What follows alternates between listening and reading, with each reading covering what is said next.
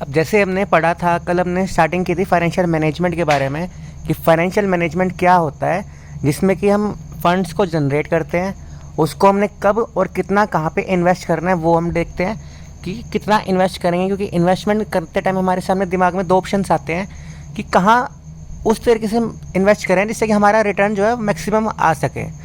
फिर हम लास्ट में सोचते हैं कि डिविडेंड जो है लोगों को, जैसे शेयर होल्डर्स, हमारी कंपनी के जो शेयर होल्डर्स होते हैं उनको हमने डिविडेंड पे करते हैं, तो कितना परसेंटेज जो है प्रॉफिट का डिविडेंड पे करना है और कितना अपने पास रखना है। तो फाइनेंशियल डिसीजंस के बारे में हम पढ़ेंगे अगले 3 दिनों तक। तो 3 तरह के फाइनेंशियल डिसीजंस होते हैं। पहला है इन्वेस्टमेंट, जिसको हम बोलते हैं पहला है इन्वेस्टमेंट है, उसको बोलते हैं एलोकेशन ऑफ फंड्स, मतलब कि फंड्स को कहाँ पे हम इन्वेस्ट लगा रहे हैं। फिर है फाइनेंशियल डिसीजंस। फाइनेंसिंग का मतलब है कि फंड्स हम जनरेट कहाँ से कर रहे हैं, लोन ले रहे हैं, शेयर होल्डर्स को शेयर्स इशू कर रहे हैं, डिबेंचर्स इशू कर रहे हैं, कुछ और वैसे हम पैसा जनरेट कर रहे हैं, तो उसे बोलते हैं फाइनेंसिंग, फाइनेंस करना। फिर आता है डिस्ट्रीब्यूशन, जब हम डिविडेंड को डिस्ट्रीब्यूट करते हैं। तो इन्वेस्टमेंट डिसीजन हम आज पढ़ेंगे, सिर्फ आप आज एक इन्वेस्टमेंट डिसीजन ही पढ़ेंगे, कल हम फाइनेंशियल डिसीजन पढ़ेंगे, परसों हम डिविडेंड डिसीजन पे आएंगे। इन्वेस्टमेंट डिसीजन को हम कैपिटल बजटिंग डिसीजन भी कहते हैं। इस डिसीजन में क्या होता है, इसमें हम ये देखते हैं कि हमें एक केयरफुल सिलेक्शन करना पड़ता है एसेट्स का, जिसमें हम पैसे को इन्वेस्ट करते हैं। A firm has many options to invest their funds, but firm has to select the most appropriate investment which will bring maximum benefit for the firm. जैसे मैंने आपको बताया कि जब आपको इन्वेस्टमेंट करनी होती है तो आपके पास वेरियस ऑप्शंस होते हैं इन्वेस्टमेंट करने के लिए। अब कहीं हो सकता है कि जैसे कि option A, option B, option 3, वैसे तो नॉर्मली फर्म के पास 20 भी हो सकते हैं, 100 भी इन्वेस्टमेंट प्लान्स हो सकते हैं। तो उनमें उनको एनालाइज करना पड़ेगा कि किस में मैक्सिमम बेनिफिट उनको मिल सकता है, किस में वो हाईएस्ट लेवल का प्रॉफिट अर्न कर सकते हैं, तो उसी ही बिजनेस प्रपोजल में वो इन्वेस्ट करेंगे जिससे कि उनका मैक्सिमम बेनिफिट मिल सके उन्हें। The firm invest its funds in acquiring fixed assets as well as current assets. अब आपको पता ही है कि फिक्स्ड एसेट क्या होती हैं, करंट एसेट्स क्या होती हैं। तो दोनों में एक फर्म पैसा अपना इन्वेस्ट करती है एक्वायर करने के लिए, तो उस फर्म को स्पेशली फोकस रहना पड़ेगा कि वो जहाँ पे इन्वेस्ट कर रही है उसका जो रिजल्ट है वो मैक्सिमम बेनिफिट, मैक्सिमम प्रॉफिट में ही आना चाहिए। अगर मान लो कि एक ऑप्शन है जिसमें कि 15% रिटर्न मिल रहा है हमें, और एक ऑप्शन है 20% इंटरेस्ट मिल रहा है, मतलब कि रिटर्न मिल रहा है हमें, तो हम ऑप्शन बी को चुनेंगे, 1 को नहीं चुनेंगे। अगर एक ऑप्शन कोई आता है जिसमें एक में रिस्क है और दूसरे में रिस्क नहीं है, तो हम रिस्क कम होना चाहिए, प्रॉफिट ज़्यादा से ज़्यादा होना चाहिए, तो वो उसमें हम इन्वेस्ट करना चाहेंगे। अभी आपने पढ़ा कि इन्वेस्टमेंट डिसीजन होता क्या है। अब हम आगे बढ़ते हैं इंपॉर्टेंस ऑफ इन्वेस्टमेंट डिसीजन। पहला पॉइंट है long term growth. Capital budgeting decision जो होता है वो एक तरह से लॉन्ग टर्म ग्रोथ को अफेक्ट करता है कंपनी की, क्योंकि कैपिटल बजटिंग में हम क्या देखते हैं कि फिक्स्ड एसेट्स को हम परचेज करते हैं, करंट एसेट्स को हम परचेज करते हैं। तो फिक्स्ड एसेट जैसे आपको पता है कि लॉन्ग टर्म एसेट्स होते हैं किसी भी कंपनी के लिए, उसमें अगर हम इन्वेस्ट कर रहे हैं तो कैपिटल बजटिंग डिसीजन जो है वो किसी भी कंपनी के लॉन्ग टर्म ग्रोथ को अफेक्ट करता है। Funds invested in long term assets bring return in future and future prospects and growth of the company. मतलब कि अगर हम फंड्स इन्वेस्ट करें लॉन्ग टर्म एसेट्स में, जैसे एक फिक्स्ड एसेट्स में अगर हम इन्वेस्ट कर रहे हैं तो वो हमें फ्यूचर में रिटर्न प्रोवाइड करेंगे, अभी नहीं प्रोवाइड करेंगे। तो वो एक तरह से लॉन्ग टर्म ग्रोथ का प्लान होता है। मान लो कि हमने एक लैंड खरीद ली, लैंड हमने 25 साल बाद बेच दी, तो हमें रिटर्न मिलेगा 25 साल के बाद में। ये सिर्फ एक एग्जांपल है। तो उसमें क्या मतलब बता रहा है कि जो हमें प्रॉफिट है कंपनी का, जो ग्रोथ है कंपनी की, वो लॉन्ग टर्म गोल को लेकर चल रही है, कोई 1-2 महीने बाद नहीं हो रही है। तो इंपॉर्टेंस है इन्वेस्टमेंट डिसीजन का कि लॉन्ग टर्म को ध्यान में रखिए वो डिसीजन लिया जा रहा है। फिर नेक्स्ट पॉइंट है large amount of funds involved. अब कैपिटल बजटिंग में या अगर हम बात करें इन्वेस्टमेंट डिसीजंस में, तो बहुत ज़्यादा अमाउंट के जो फंड्स हैं वो इन्वॉल्व होते हैं। Investment in long term projects और buying of fixed assets involve huge amount of funds. अब जैसे अगर हमने स्टॉक खरीदना है, जो करंट एसेट है, स्टॉक खरीदने के लिए मैक्सिमम कितने चाहिए होंगे, 5 लाख या 5 करोड़ मैक्सिमम, अगर हमने कुछ भी ऐसा खरीदना है, कुछ बड़ी कंपनी है तो। लेकिन अगर 5 करोड़ का अगर स्टॉक खरीद रही है कंपनी, तो उसे अगर लैंड खरीदनी है तो उसे करीब चाहिए होगी 200 करोड़ रुपए की लैंड चाहिए होगी, जो एक तरह से लार्ज अमाउंट ऑफ फंड्स में काउंट होता है। अगर आपको ह्यूज फंड्स चाहिए पैसे खरीदने के लिए, और मतलब कि एसेट खरीदने के लिए, तो हमें स्पेशली ध्यान देना पड़ेगा कि रॉन्ग प्रपोजल हमें चूज़ ना करें। रॉन्ग प्रपोजल का मतलब होता है कि हमने कोई एक ऐसा प्रपोजल या प्लान चूज़ नहीं कर रहे हैं जिसमें कि हमारा सारा पैसा वेस्ट हो सकता है, तो वो उससे हमें बचना है। क्योंकि इसमें बहुत ज़्यादा पैसा इन्वेस्ट होना है, तो हमें स्पेशली ध्यान रख के पैसा इन्वेस्ट करना पड़ेगा, अंधाधुंधा पैसे इन्वेस्ट नहीं कर सकते हैं। तो इस वजह से इन्वेस्टमेंट डिसीजन एक बहुत बड़ी इंपॉर्टेंट चीज़ है जिस पे आप इग्नोर नहीं कर सकते हैं। फिर हम आते हैं नेक्स्ट पॉइंट पे, इसमें है रिस्क इन्वॉल्व। जैसे आपको पता है कि फिक्स्ड कैपिटल डिसीजंस में बहुत ज़्यादा अमाउंट इसमें इन्वॉल्व होता है, तो बहुत ज़्यादा रिस्क भी इसमें इन्वॉल्व होता है। क्योंकि अगर आपने मान लो 200 करोड़ रुपए की लैंड खरीद ली और वो अगर लैंड जो है ख़राब होती है, किसी वजह से कुछ उस पर बाढ़ आ जाती है, कुछ भी ख़राब हो जाता है, ख़त्म हो जाता है, तो आपका 200 करोड़ का नुकसान हो जाएगा। लॉन्ग टर्म पीरियड तक चलेगा वो नुकसान, क्योंकि 200 करोड़ का नुकसान हर कोई एक दिन में नहीं कमा लेता है। तो उस चीज़ के लिए आपको इन्वेस्टमेंट डिसीजन लेना पड़ेगा, सोच समझ के एनालाइज करके सब कुछ, जिससे कि आपका फ्यूचर में लॉस ना हो। क्योंकि फिक्स कैपिटल में क्या होता है कि लॉन्ग टर्म एसेट्स होती हैं, तो बहुत ज़्यादा पैसा इसमें इन्वॉल्व होता है, करोड़ों में होता है, और बहुत ज़्यादा रिस्क भी इन्वॉल्व होता है। तो उस रिस्क को कवर करने के लिए आपको बहुत सोच समझ के ही ध्यान देना पड़ेगा और इन्वेस्टमेंट डिसीजन लेना होगा। फिर नेक्स्ट है इररिवर्सिबल डिसीजन। 4 ही पॉइंट है इंपॉर्टेंस के, छोटे छोटे पॉइंट्स हैं, समझने के पॉइंट्स हैं। आपको वैसे ये लाइफ में भी काम आएगा, फाइनेंस मैनेजमेंट का जो टॉपिक है, तो थोड़ा ध्यान से समझना, सिर्फ एग्जाम के लिए नहीं, लाइफ के लिए भी काम की चीज़ है ये। इररिवर्सिबल डिसीजन का मतलब क्या होता है? जब कैपिटल बजटिंग डिसीजंस की अगर हम बात करते हैं, जो कि एक लॉन्ग टर्म प्लान्स होते हैं, तो उसे हम एक रात में, एक दिन में चेंज नहीं कर सकते हैं। क्योंकि अगर हम इन डिसीजंस को चेंज करेंगे, जिसमें बहुत ज़्यादा अमाउंट का पैसा लगा होता है, तो अगर हम रिवर्स करते हैं तो उससे डिसीजन से हैवी लॉसेज हो सकते हैं। अगर मान लो कि हमने सोचा कि भाई उस जगह पे इन्वेस्ट करना है, 300 करोड़ रुपए की हमने कुछ इन्वेस्टमेंट करनी है, लेकिन हमने रात को मन बना लिया कि भाई वहाँ पे हमने नहीं करना है, तो 300 करोड़ का हमारा नुकसान हो जाएगा। क्यों? हमारी रेपुटेशन जाएगी, फर्म के जो मार्केट शेयर्स हैं, प्राइसेस हैं, वो कम हो जाएंगे, तो काफ़ी लॉस होगा उसके एडवर्स कॉन्सिक्वेंसेस की वजह से। तो इन्वेस्टमेंट डिसीजन हमेशा सोच समझ के लेना चाहिए, कोई रोज़ नहीं इन्वेस्टमेंट डिसीजन लेता है। इन्वेस्टमेंट डिसीजन के ऊपर आपकी फर्म का जो है फ्यूचर उस पर डिपेंड करता है। तो आपको हमेशा ही इन्वेस्टमेंट कहाँ करनी है, हमेशा सोच समझ के करनी चाहिए। ज़रूरी नहीं कि आपको 500 करोड़ या 1000 करोड़ की ही इन्वेस्टमेंट बोलते हैं। अगर आपके पास 5000 रुपये भी हैं और आपने इन्वेस्ट करने हैं, तो भी आपको डिसीजन सोच समझ के ही लेना चाहिए, क्योंकि वो एक तरह से आपका आने वाला कल है जिस पे आप पैसा लगा रहे हो, ना कि प्रेजेंट है जिस पे आप पैसे लगा रहे हो। क्योंकि जब पैसे हम इन्वेस्ट करते हैं तो ऐसा कहा जाता है कि हम फ्यूचर पे पैसे इन्वेस्ट कर रहे हैं, प्रेजेंट पे पैसा कोई इन्वेस्ट नहीं करता है। क्योंकि प्रेजेंट में पैसे की वैल्यू सिर्फ 0 होती है। मतलब कि अगर 100 रुपये का नोट है तो आज उसकी प्रेजेंट वैल्यू 100 रुपये ही है। लेकिन अगर हम, चलो मैं टॉपिक इसमें थोड़ा एंटर कर ही लेता हूँ कि इसका मतलब क्या होता है टाइम वैल्यू ऑफ मनी का, जो फिलहाल अभी कॉलेज में आएगा आपके वैसे तो, या शायद इकोनॉमिक्स में आ भी जाए। टाइम वैल्यू ऑफ मनी का मतलब होता है कि मनी की वैल्यू टाइम के अकॉर्डिंग चेंज होती रहती है। जो आज 100 रुपये है तो वो अगले साल 105 110 रुपये का लाया जाएगा। क्योंकि बैंक इंटरेस्ट जो होता है, अगर आप बैंक में भी उसे इन्वेस्ट करते हैं तो भी कम से कम आपको 105 रुपये मिल जाएंगे एक साल के बाद में, 100 रुपये नहीं रहेंगे वो। तो डिसीजंस क्या होते हैं? अगर आपने 100 रुपये अपने पास कैश रखा तो वो बहुत बड़ी गलती है, क्योंकि आपने कहीं इन्वेस्ट नहीं किया, तो वो बहुत बड़ी गलती है। अगर आपने बैंक में इन्वेस्ट किया, आपके पास 105 रुपये हो गए, तो लेकिन आपको बेस्ट ऑप्शन क्या रहेगा? जब आप 100 रुपये से बेस्ट जो कमाया जा सकता है वो आपने कमाया होगा। अब 100 रुपये से देखा जाए तो हज़ारों भी कमाए जा सकते हैं, लेकिन 100 रुपये से बेस्ट है जो शेयर्स में इन्वेस्ट करके या किसी और सिक्योरिटीज़ में इन्वेस्ट करके, उससे हमने डिसीजन लेना है कि बेस्ट हमारा इन्वेस्टमेंट डिसीजन क्या हो सकता है, कि हमारा बेस्ट बेनिफिट या मैक्सिमम बेनिफिट किससे हो सकता है।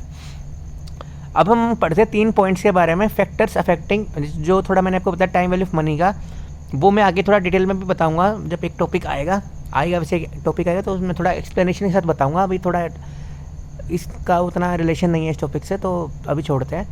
आगे हेडिंग है फैक्टर्स अफेक्टिंग इन्वेस्टमेंट और कैपिटल बजटिंग डिसीजंस, कि वो कौन कौन से फैक्टर्स हैं जो हमारे इन्वेस्टमेंट डिसीजन को अफेक्ट करते हैं। पहला पॉइंट है cash flow of the project.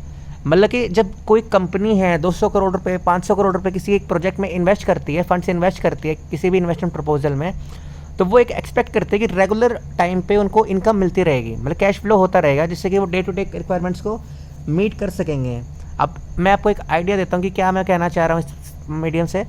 मतलब कि 3 प्लान्स हैं, 3 इन्वेस्टमेंट प्लान्स हैं, तीनों ही 3 साल के हैं, और तीनों में ही 300 करोड़ रुपए की इन्वेस्टमेंट लगनी है, तीनों में ही सेम अमाउंट का पैसा जो है हमें रिटर्न में मिलेगा। मतलब कि हमें तीनों में ही 50 करोड़ रुपए मिलेंगे, लेकिन डिफरेंस क्या है?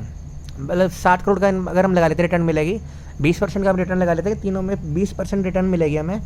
तो डिफरेंस क्या है? जो पहला प्लान है, हमने 300 करोड़ रुपए आज ही लगाने हैं सेम डेट पे, और रिटर्न हमें मिलेगी लास्ट डेट पे 3 साल के ख़त्म होने के बाद में। वो प्लान इसके अभी फ़िलहाल ख़राब लेके चलेंगे हम उसको, क्योंकि इस पॉइंट के अकॉर्डिंग दूसरा प्लान क्या है कि हमने 100 करोड़ रुपए हर साल लगाने हैं और हमें जो 360 करोड़ जो हमें रिटर्न के साथ मिलेंगे वो मिलेंगे हम 3 साल के एंड में। और एक है हमें 100 करोड़ रुपए इन्वेस्ट करने हैं हर साल में और 120 करोड़ रुपए हमें हर साल के एंड में मिलते रहेंगे 3 साल तक। तो उससे ये पता चलता है कि कैश फ्लो प्रोजेक्ट पॉइंट के अकॉर्डिंग जो प्लान थर्ड है वो बेनिफिशियल हमारे लिए रहेगा, क्योंकि उसमें क्या है कि रेगुलरली इनकम हो रही है, टाइम टू टाइम हमें जो हमारी रिक्वायरमेंट्स होती हैं वो हम उसे मीट कर पा रहे हैं। मतलब कि amount of cash flow and investment proposal will be able to generate must be assessed properly before investing in proposal. मतलब कि इन्वेस्टमेंट करने से पहले हमें ये फोकस इस पर ध्यान देना पड़ेगा कि वो जो हमारा इन्वेस्टमेंट प्रपोजल है वो कितना कैश फ्लो किस अमाउंट में और किस इंटरवल्स पे हमें जनरेट करके देगा। ठीक है, फिर नेक्स्ट पॉइंट है हमारा रिटर्न ऑन इन्वेस्टमेंट। मतलब जैसे मैंने आपको बताया कि हम कहीं भी पैसा इन्वेस्ट करते हैं तो हम फ़ायदे के लिए ही करते हैं, नुकसान के लिए या कोई फालतू में नहीं करते हैं कि भाई आएगा तो आ जाएगा, नहीं आएगा नया ही कमाया तो कुछ ना सही। इसमें मतलब क्या होता है, मोस्ट इंपॉर्टेंट क्राइटेरिया जो होता है जिसमें कि हम डिसाइड करते हैं कि भाई हमने कौन से प्लान में इन्वेस्ट करना है, तो वो हम देखते हैं कि किस में ज़्यादा हमें प्रॉफिट मिल रहा है। जैसे इसमें मैं एग्जांपल शो कर रखा है, ये आपकी बुक में भी है एग्जांपल, सेम एग्जांपल है। अगर जैसे मतलब कि 2 प्रोजेक्ट्स हैं हमारे पास, project A and project B.